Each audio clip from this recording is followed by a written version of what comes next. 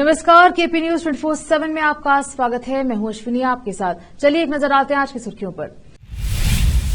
बीदर के उलमा डॉक्टर मोहम्मद अयाज खान की बीदर से कांग्रेस लोकसभा टिकट देने की मांग में मंत्री रहीम खान को ज्ञापन सौंपा। चिकपेट ग्राम के सर्वेक्षण नंबर 95 में 2 एकड़ 35 गुंठे भूमि को अम्बेडकर भवन के नाम हस्तांतरित करने का अनुरोध। लोकसभा चुनाव टिकट के मुद्दे पर चर्चा के लिए विजेंद्र ने श्रीनिवास प्रसाद से की मुलाकात। कर्नाटक सरकार एनआरआई कन्नडिगाओं के लिए अलग मंत्रालय बनाएगी। किसान आंदोलन को लेकर क्या बोले राकेश टिकैत। संयुक्त किसान मोर्चा की बैठक का क्या होगा परिणाम। कश्मीर के गुलमार्ग में बड़ा हादसा, हिमस्खलन में एक विदेशी की मौत, 6 को बचाया गया।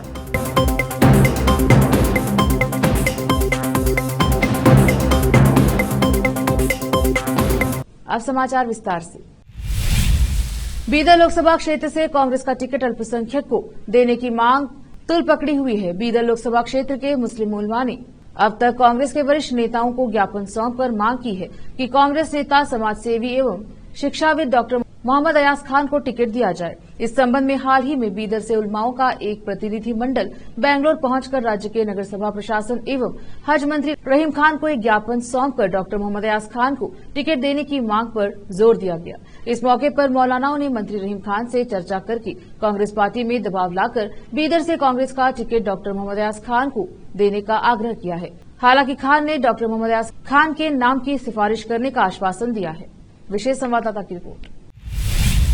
बीदर तालुके के चिकपेट गांव के नवदगिरी में 2 एकड़ 35 गुंठा जमीन जो सर्वे नंबर 95 में आती है, बीआर अम्बेडकर सामुदायिक भवन चिकपेट गांव के लोगों और बीदर जिले के दलित संगठनों की ओर से आज जिला कलेक्टर को एक अनुरोध सौंपा गया कि वे सड़कों पर उतरेंगे और संपत्ति के हस्तांतरण के लिए लड़ेंगे। इस अवसर पर लक्ष्मण कामले, शिवू जीरगे, राजकुमार मूल भारती, श्रीपतराव दीने, अविनाश दीने, ओम प्रकाश कामले, शिवकुमार नीलकट्टी, उमेश सोरलीकर, राजकुमार सिंगारे, विलास कामले, कीर्ति कुमार बनर्जी, आकाश सिंधे, भगत सिंधे, कपिल कामले, मनोहर राजगिरे, एमपी मदाले, सूर्यकांत बेंद्रे, नील होलकर, भरत कामले, राहुल डांगे और चिकपेट गांव के अन्य कार्यकर्ताओं ने भाग लिया। कैमरामैन पप्पूराज का कवरेज। मीडिया को मैं जय भीम बोलते हुए आज बीदर जिला बीदर तालुकू चिकपेट गांव में सर्वे नंबर 95 में 2 एकड़ 35 गुंठा जो ज़मीन है वो सरकारी ज़मीन है। वो तकरीबन एक 40 साल से पहले है वो क्या हमारे लोगों ने वहाँ पे घर बना के कब्ज़ा कर लेके रहते हुए वो हमारी जगह है। वो जो भी सरकारी जगह है वो हमारी जगह है। सो उसी एक ही जगह को जो जिला प्रशासन है, जो तालुका प्रशासन है, वो खाली करने के लिए आदेश कर रही है। इससे बहुत सारी जगह बीदर जिला में बहुत सारे लैंडलॉर्ड्स और बहुत सारे बड़े बड़े लोग ने जगह कब्ज़ा करके वहाँ पे प्लॉटिंग करके बेच रहे हैं। वो लोगों को कोई प्रश्न नहीं कर रहा है। वहाँ पे हमारे दलित कम्युनिटी के गरीब लोग वहाँ पे घर बना के रह रहे हैं, उनको इमीडिएटली घर निकालने के लिए नोटिस देती है। ये गवर्नमेंट गरीबों के साथ है या गरीबों का वहाँ से उठाने का काम कर रही है, गरीबों का साथ नहीं है बोल के मैं इस मीडिया के ओर से मैं बोलना चाहता हूँ। जय भीम। मेरा नाम गौतम प्रसाद, कर्नाटक भीमसेना राज्य उपाध्यक्ष। ನನ್ನ ಹೆಸರು ಕಾವೇರಿ. ನಾವು ಚಿಕ್ಕಪೇಟ್ಲಿಂದ ಬಂದಿದ್ದೇವ್ರಿ. ನಮ್ದು ಅದು ಗುಡಿ ನಮಗೆ ಆಗಿರಲಿ, ನಮ್ಮ ಕಡೆಯಿಂದ ಅದ ಗುಡಿ ನಮ್ದಾಗೆ ಮಾಡ್ಕೊಂಡು ಹೋಗ್ತೀವಿ. ಇಲ್ಲಿಂದ ಯಾರು ಬಂದರೂ ಭೀ ಬಿಡಲ್ಲ ಗುಡಿ. ಅದರ ಕಡೆಯಿಂದ ಹೋರಾಟಕ್ಕೆ ಬಂದಿದ್ದೇವೆ. ಎಲ್ಲ ಒಬ್ಬೊಬ್ಬರು ಮಹಿಳೆಯರ ಮನೆಗಿಂದ ಹೊರ ಬಿದ್ದಿದ್ದೇವೆ. ಅದು ಗೆದಸ್ ತನಕ ಬಿಡಲೇವು ನಾವು. ಬಿಡಲೇವು ನಾವು. ಅದು ನಮ್ದದ ನಮಗೆ ಅಲ್ಲಿ ಗುಡಿ ಅದು ಇವತ್ತಿಂದ ಮಕ್ಕಳದಿಂದ ಅದ ನಮಗೆ ಬೇಕೇ ಬೇಕು. ಮನೆ ಬಿ ಬೇಕು. ರೋಡ್ರಿ ಮನೆ ಬರ್ತಾವ. ಅಲ್ಲಿ ಬಿ ಅವಸರ ಮತ್ತು ಅಲ್ಲಿ ಬಿ ಅವಸರ ಯಾಕೆ ಹೋಗ್ಬೇಕು ನಾವು ಗರೀಬರು. ನಮ್ಮ ಊರು ಚಿಕ್ಕಪೇಟು.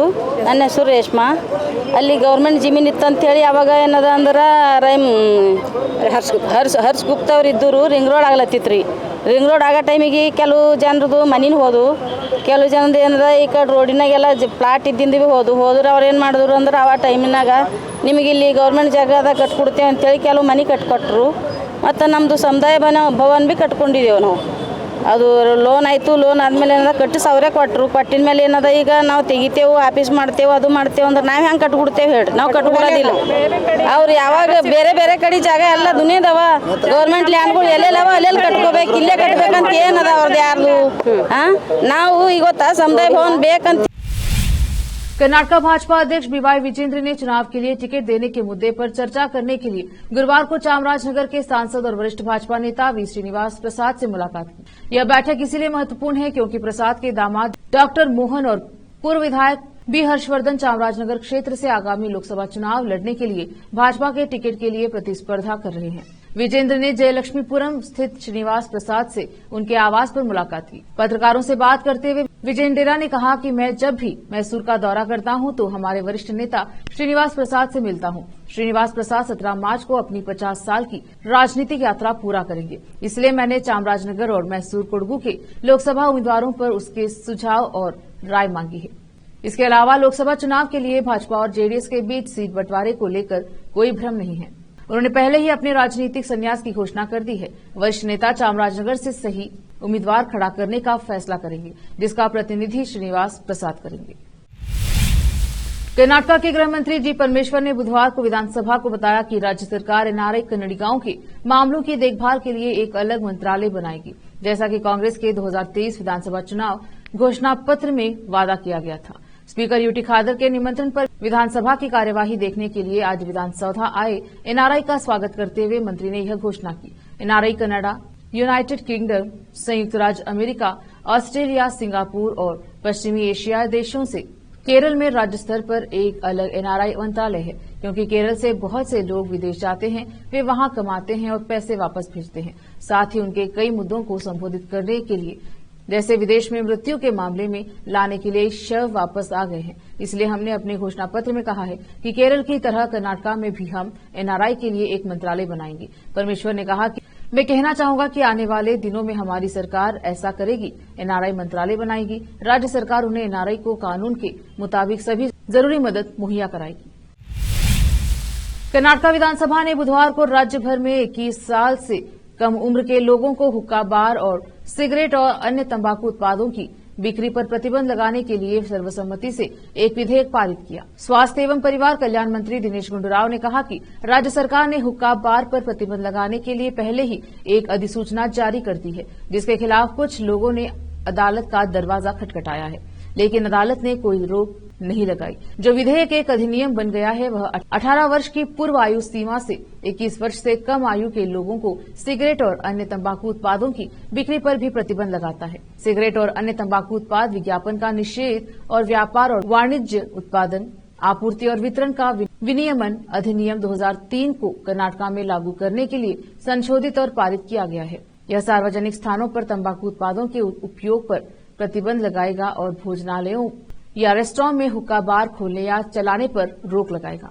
नए कानूनों के तहत कोई भी व्यक्ति 21 वर्ष से कम उम्र के किसी भी व्यक्ति को और किसी भी शैक्षणिक संस्थान के 10 मीटर के दायरे में सिगरेट या कोई अन्य तंबाकू उत्पाद नहीं बेचेगा, बिक्री की पेशकश नहीं करेगा या बिक्री की अनुमति नहीं देगा। हालांकि यह एक अपराध जमानती है, कारावास से दंडनीय है, जो 1 वर्ष से कम नहीं होगा लेकिन 3 साल तक बढ़ाया जा सकता है, और जुर्माना जो 50,000 रूपये से कम नहीं होगा लेकिन 1 लाख रूपये तक बढ़ाया जा सकता है। मंत्री ने कहा कि निर्धारित 100 मीटर के भीतर सिगरेट बेचने पर जुर्माना 200 रूपये से बढ़कर 1,000 रूपये कर दिया गया है। रुकते हैं छोटे से ब्रेक के लिए, जल्द लौटेंगे ब्रेक के बाद।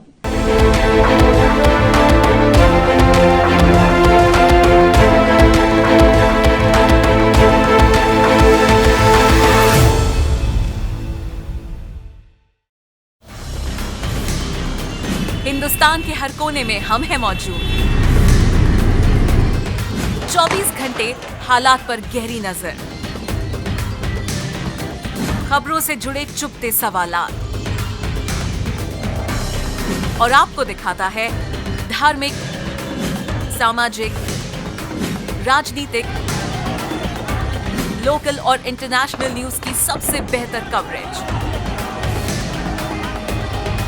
जो आपको रखती है हर पल बाखबर।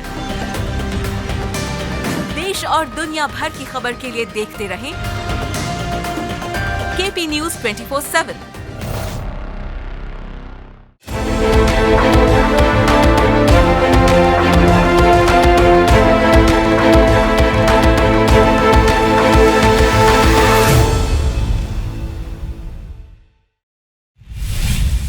ब्रेक के बाद स्वागत है आपका, देखते हैं समाचार। किसान संगठनों द्वारा विरोध प्रदर्शन लगातार किया जा रहा है। किसानों की मांग है कि सरकार एमएसपी पर गारंटी दे और किसानों के कर्जे को माफ करे। हालांकि किसानों की अन्य कई मांगे भी हैं। इसी बीच भारतीय किसान यूनियन के नेता राकेश टिकैत ने बयान दिया है। उन्होंने कहा है कि आज संयुक्त किसान मोर्चा यानी एसकेएम की बैठक है। इस बैठक में पंजाब सीमा पर जो हो रहा है, एमएसपी पर कानून समेत कई अन्य मुद्दों पर चर्चा की जाएगी। टिकैत ने कहा कि आज की बैठक में अपनी बात रखेंगे और चर्चा करेंगे। उन्होंने कहा कि पूरे देश में किसानों द्वारा जो आंदोलन किया जा रहा है उस पर चर्चा की जाएगी। एमएसपी गारंटी कानून जो हमारे लिए है उस पर हम चर्चा करेंगे। गन्ने की कीमतों को बढ़ाया जाने को लेकर राकेश टिकैत ने कहा कि केंद्र सरकार ने गन्ने की कीमतों में 5 रुपए बढ़ा दिया है। किसानों की आय में 5 रुपए का फायदा होगा। इसका फायदा साउथ के किसानों को होगा, लेकिन उनका इंतजार किया जा रहा है। यहाँ तो 351 है।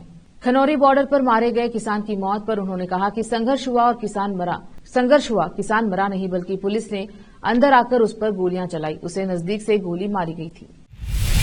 जम्मू कश्मीर के गुलमार्ग में बड़ा हादसा हुआ है। जानकारी के मुताबिक जिस वक्त हिमस्खलन हुआ उस वक्त बड़ी संख्या में लोग स्केटिंग कर रहे थे। अचानक हिमस्खलन होने के बाद वहां चीख पुकार मच गई। इस दौरान लोग जान बचाने के लिए कोशिश में इधर उधर भागने लगे। ताजा जानकारी के मुताबिक दोपहर करीब 2 बजे गुलमर्ग में हिमस्खलन हुआ। हिमस्खलन में कुल मिलाकर 7 लोग फंस गए थे, जिनमें से एक विदेशी नागरिक की मौत हो गई। बचाव कर्मियों ने 5 लोगों को पहले ही रेस्क्यू कर लिया था, जबकि एक लापता शख्स को बाद में बचा लिया गया। अधिकारियों ने बताया कि स्की करने वाले 6 लोगों को बचाकर स्थानीय अस्पताल ले जाया गया। हिमस्खलन ने कोंगडोरी को अपनी चपेट में ले लिया। इसके चलते स्की करने वाले कई व्यक्ति फंस गए। उन्होंने कहा कि विदेशी पर्यटक स्थानीय निवासियों के बिना स्की करने गए थे। सेना के जवान और जम्मू कश्मीर प्रशासन का एक गश्ती दल खोज व बचाव अभियान में तुरंत जुट गया और कड़ी मशक्कत के बाद 6 लोगों को इस भयानक दुर्घटना से बचा लिया गया। अधिकारियों ने बताया कि अब साइट पर रेस्क्यू ऑपरेशन खत्म हो गया है। उन्होंने बताया कि कुल 7 लोग हिमस्खलन की चपेट में आए थे, जिनमें से एक की दुखद मृत्यु हो गई। इस घटना में एक शख्स घायल भी हुआ। कुल मिलाकर 7 में से 6 लोगों को बचा लिया गया है और रेस्क्यू ऑपरेशन को खत्म कर दिया गया है। देश की मशहूर कथावाचक और मोटिवेशन स्पीकर जया किशोरी का पीछा करने और जान से मारने की धमकी देने के आरोप में एक होटल व्यवसायी को गिरफ्तार किया गया है। लखनऊ की हजरतगंज पुलिस ने यह कार्यवाही की है। बता दें कि जया किशोरी लखनऊ में महिला और बाल सुरक्षा संगठन 1090 के कार्यक्रम में महिलाओं को टिप्स देने के लिए आई थी। तभी उनके साथ ही एक बड़ी घटना घट गई। जया किशोरी के मुंह बोले भाई दीपक ओझा की तहरीर पर हजरतगंज पुलिस ने मुकदमा दर्ज करते हुए आरोपी दीपेश ठाकुरदास थवानी को गिरफ्तार कर लिया। जानकारी के मुताबिक आरोपी मूल रूप से महाराष्ट्र का निवासी है, जो सोशल मीडिया पर जया किशोरी को फॉलो करता है। जया किशोरी मंगलवार को महिला हेल्पलाइन 1090 के कार्यक्रम में शामिल होने के लिए लखनऊ स्थित गन्ना संस्थान के ऑडिटोरियम में पहुंची थी। तभी होटल कारोबारी दीपेश ठाकुरदास थवानी अवैध तरीके से कार्यक्रम में घुस गया और स्टेज पर चढ़कर उसने जया किशोरी के साथ अभद्रता करने का प्रयास किया, साथ ही जान से मारने की धमकी भी दी। मिली जानकारी के अनुसार आरोपी पिछले कई दिनों से जया किशोरी का पीछा कर रहा था। अब वक्त एक और छोटे से ब्रेक का, जल्द लौटेंगे ब्रेक के बाद। हिंदुस्तान के हर कोने में हम हैं मौजूद। 24 घंटे हालात पर गहरी नजर, खबरों से जुड़े चुपते सवालात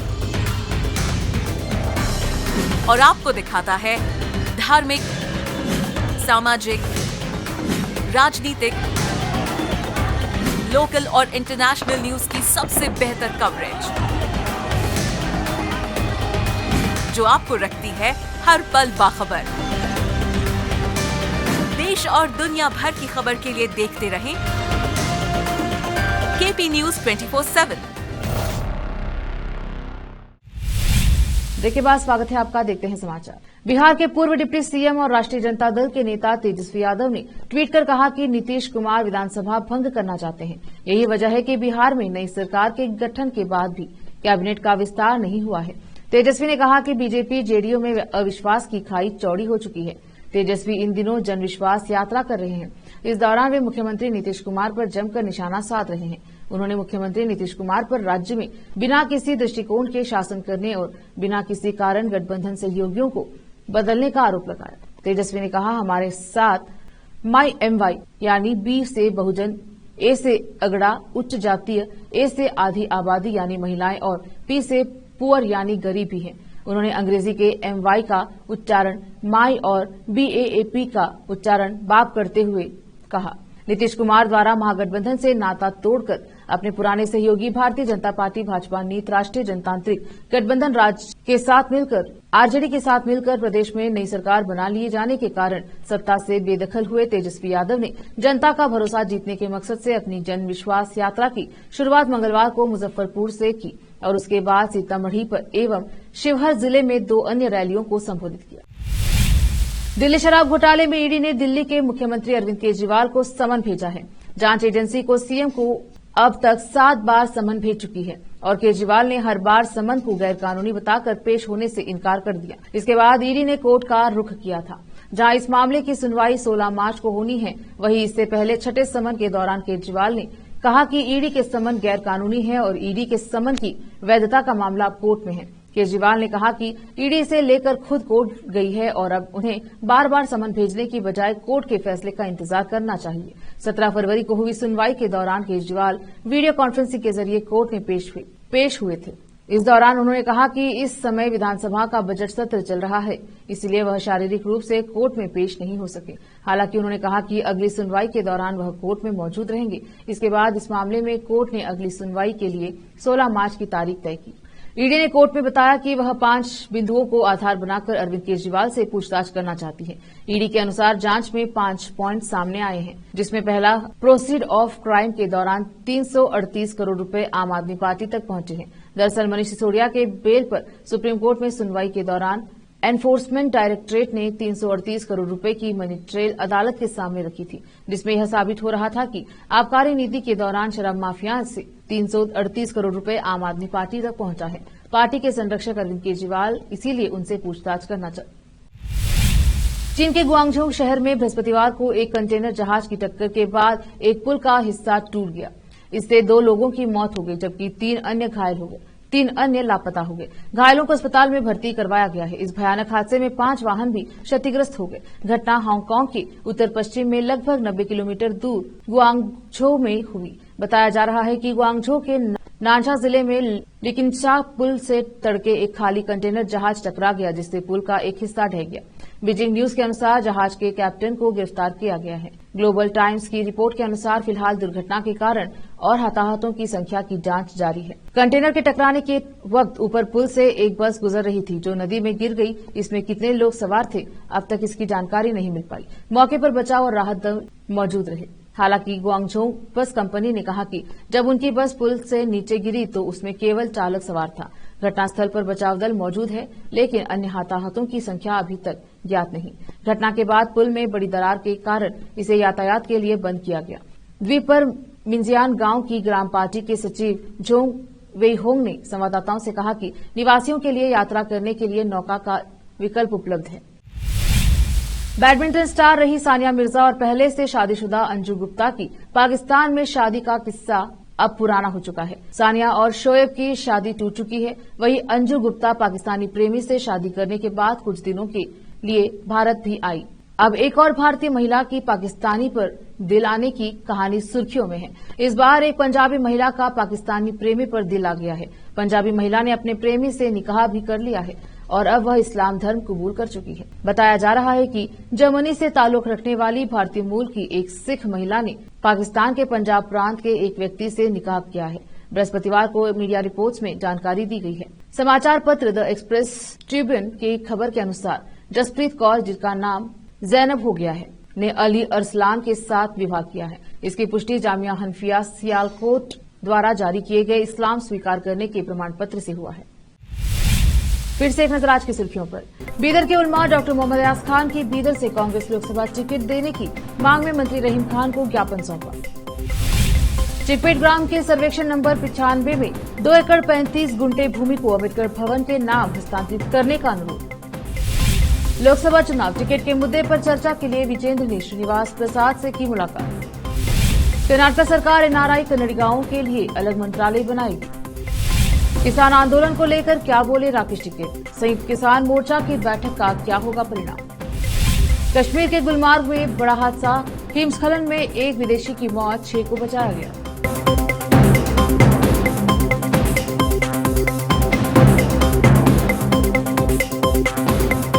केपी न्यूज के बुलेटिन में आज इतना ही। देखते रहिए केपी न्यूज 24/7। धन्यवाद।